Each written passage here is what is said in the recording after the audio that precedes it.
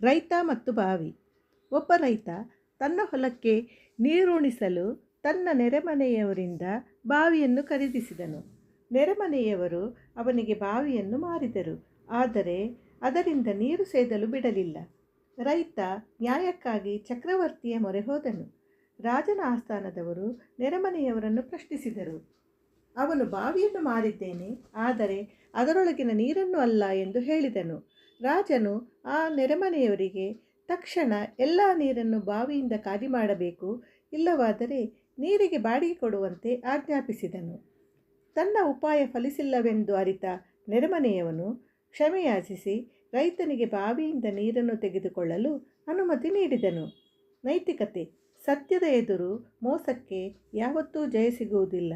ಈ ಸಣ್ಣ ಕಥೆಯನ್ನು ನೀವು ಹೇಗೆ ಇಷ್ಟಪಟ್ಟಿದ್ದೀರಿ ಮತ್ತು ಇದರಿಂದ ನೀವು ಏನು ಕಲಿತಿದ್ದೀರಿ ಎಂಬುದನ್ನು ಕಾಮೆಂಟ್ ಮಾಡುವ ಮೂಲಕ ನಮಗೆ ತಿಳಿಸಿ. ಧನ್ಯವಾದಗಳು. ದಯವಿಟ್ಟು ನಮ್ಮ ಚಾನಲನ್ನು ಲೈಕ್ ಮಾಡಿ, ಶೇರ್ ಮಾಡಿ ಮತ್ತು ಸಬ್ಸ್ಕ್ರೈಬ್ ಮಾಡಿ ಪ್ರೋತ್ಸಾಹಿಸಿರಿ.